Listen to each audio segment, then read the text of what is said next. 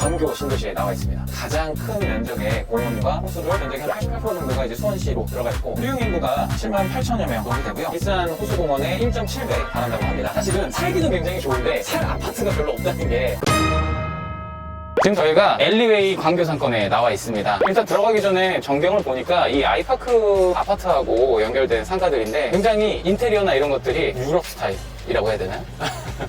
네, 굉장히 독특하고 이쁘게 잘 꾸며져 있습니다. 안에는 어떻게 되어 있는지 한번 돌아보도록 하겠습니다. 가보시죠. 일단은 제일 메인 길에는 의류들을 판매하고 있는 것들도 있고요. 뭐 액세서리나 이런 소품을 파는 것들도 있습니다. 이게 평일뿐만이 아니고 주중에도 이렇게 운영을 하는 것 같아요.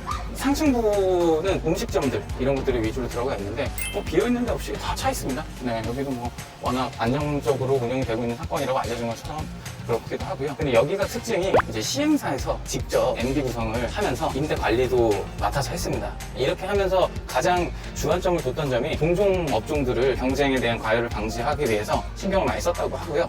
키테넌트 매장이라고 하죠. 어떤 특정한 수요나 이제 사람들이 뚫리는 그런 매장들을 조금 최대한 배제하고 균형 있는 상권을 만들기 위해서 신경을 많이 썼다고 합니다. 그러다 보니까 이렇게 저희가 봐도 뭐 예를 들면은 음식점 같은 경우는 비슷한 메뉴 아니면 동일한 레시피를 가지고도 판매를 하는 이런 업종들이 겹치는 곳이 많거든요. 상권을 가보는데 여기는 그런 것들은 별로 보이지 않고, 그리고 여러분들이 제일 잘 아시는 스타벅스나 이런 것들이 여기는 들어와 있지 않습니다. 카페나 이런 것도 북카페가 들어와 있고요. 그 외에도 딱히 겹치는 업종이 없습니다. 뭐 의류샵 정도야 뭐 겹치지만 그거 외에는 겹치는 업종이 거의 없어요. 그러다 보니까 여기는 안정적이기도 하고 호수공원과 맞닿아 있고 위에 바로 또 아이파크 아파트가 입지하고 있기 때문에 이렇게 평일에도 잘 상권이 운영이 되지만 주말에도 굉장히 상권이 운영이 잘 되는 것으로 알려져 있습니다. 저희가 내부에서는 촬영하기가 좀 어려워서 내부는 자료화면으로 좀 보여드리도록 하겠습니다. 제가 지금 몰래 들어와서 잠깐 찍고 있는데요. 내부도 지금 보니까 빈대 없이 다 운영이 되고 있고요. 그리고 특징적인 거는 이제 뭐 스타필드나 롯데몰 이런 형태로 내부도 이루어져 있습니다. 내부는 이렇게 에스컬레이터로 상층부와 1층부를 연결해주고 있어서 굉장히 많은 분들이 이용을 하실 수밖에 없는 것 같아요. 내부도 굉장히 깨끗하고 인테리어도 굉장히 예쁘게 잘 되어 있는 것 같습니다. 지금 저희가 이게 2층에 테라스 공간에 나와서 걸으면서 여기 음식점들이 뭐가 있는지 보고 있는데요. 이게 굉장히 제가 봤을 때는 균형을 확실히 주말이 굉장히 강세인 상권으로 알려진 것처럼 아주 잘 꾸며져 있습니다. 네, 저희는 지금 이제 차량을 가지고 이동 중에 있는데요. 여기는 갤러리아 백화점 광교가 있고요. 네, 아울렛이 있는 곳입니다. 물론 뭐 여기가 쇼핑몰이나 백화점이 있기는 하지만 그 또 바로 건너편 맞은편들에 아파트들이 바로 있고 아파트 밑에 상가들이 밀집되어 있기 때문에 지나가면서 보는데 딱히 뭐 공실이나 이런 것들은 거의 없다고 보는 게 맞을 것 같아요. 여기가 이제 쇼핑몰만 있는 게 아니고 지금 지나온 갤러리아 백화점을 마주보고 있는 쪽에서는 오피스텔도 있습니다. 거주와 상업 공간이 같이 있는 곳으로 보시면 되고요. 여기는 좀 비어 있습니다. 현재 1층에 또 상가들이 좀 비어 있는 데들이 좀 있고요. 아마도 경기 융합타운하고 맞닿아 있는 주상복합 오피스텔이거든요. 이게 상층부는 오피스텔이고 이제 1층부터 3층 정도까지 상가시설이 입점해 있는데 아마 저 경기융합타운이 어쨌든 맞은편에 있기 때문에 저게 완공이 된다면은 이 지역도 나머지 공실들도 좀 해소가 되고 상권이 조금 더 활성화되지 않을까 생각은 됩니다. 지금 저희가 광교 중앙역을 지나고 있는데요. 이제 오른쪽에 경기융합타운이 크게 지어지고 있고 이미 경기도 도청 신청사는 거의 올라가 있어요. 상대로 올해 9월이면 입주를 하지 않을까 이렇게 생각은 되고요.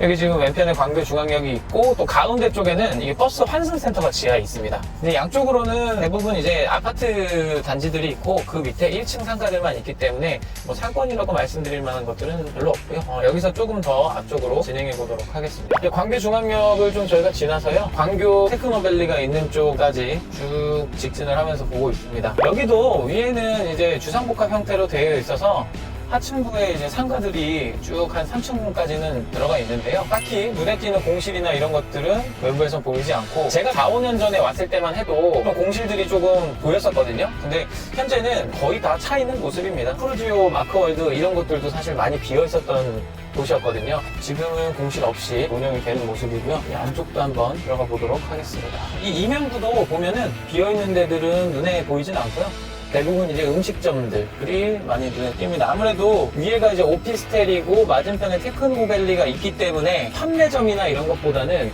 주로 음식점, 카페 이런 것들이 주를 이루고 있습니다. 확실히 여기도 공실들이 거의 없이 다 해소가 된 모습이고 상권이 어느 정도 안정화가 된 것 같습니다.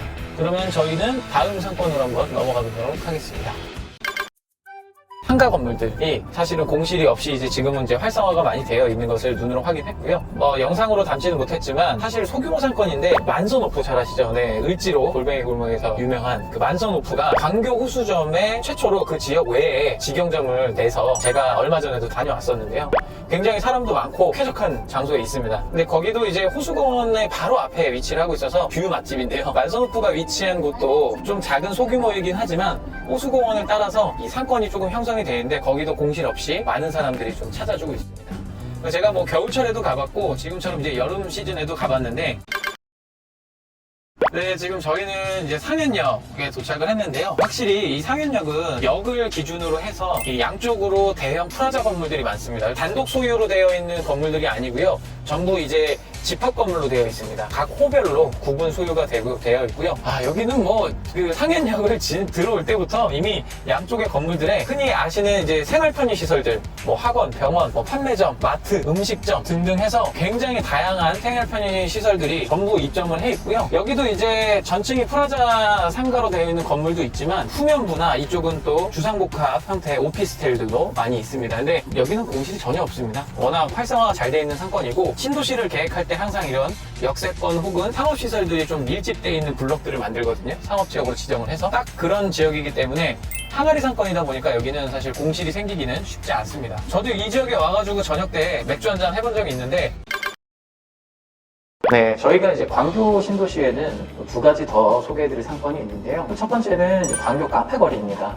이 광교 카페거리는 말 그대로 이 명칭이 붙은 것처럼 상가주택이 밀집한 지역인데 1층에 이 카페가 다수 형성이 되어 있다 보니 카페거리라는 명칭이 붙게 됐고요. 그 외에 음식점들도 위치를 하고 있어서 근처에 거주하시는 분들이나 또 외부에서 이 카페나 음식점을 이용하기 위해서 찾아오시는 분들이 많이 있는 걸로 알려져 있습니다. 사실 이 지역 같은 경우는 상권이 좀 안정적으로 형성이 되어 있어서 공실이나 이런 것들은 거의 보기 어려울 정도고요. 이 구조를 보시는 것처럼 1층에는 음식점 혹은 카페, 그리고 상층부는 전부 주거시설들이 형성이 되어 있기 때문에 근처에 거주하시면서 방문을 하시는 분들의 어떤 이제 수요보다는 공급이 상당히 제한적일 수밖에 없는 상권이다 보니까 확실히 안정적으로 상권이 유지가 되는 것 같습니다. 그리고 그 다음으로 소개해드릴 곳이 바로 상현역을 올라가는 길 바로 아래쪽에 수원지방검찰청과 수원지방법원이 위치를 하고 있습니다. 이 지역 같은 경우도 이제 앞서 말씀드린 것처럼 이 앞쪽으로 큰 프라자 건물들이나 상가들이 위치를 하고 있는데요. 지금 자료화면상 보시는 것처럼 맞은편에 이렇게 아파트 단지들도 위치를 하고 있고요.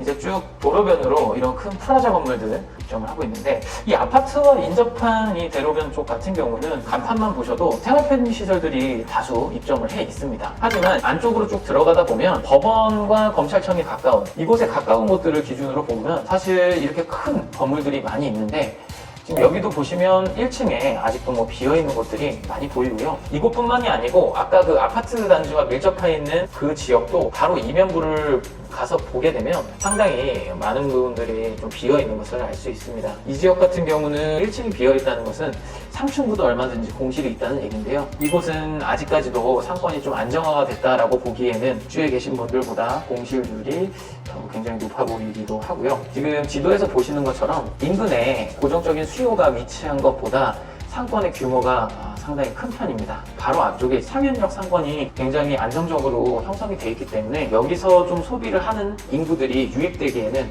좀 제한이 되어 있다 보니 수요보다 공급이 많은 지역이라 공실률이 높은 것으로 판단이 됩니다. 그래서 이 부분이 좀 해소되기 위해서는 상당 기간이 좀 소요될 것으로 예상이 됩니다.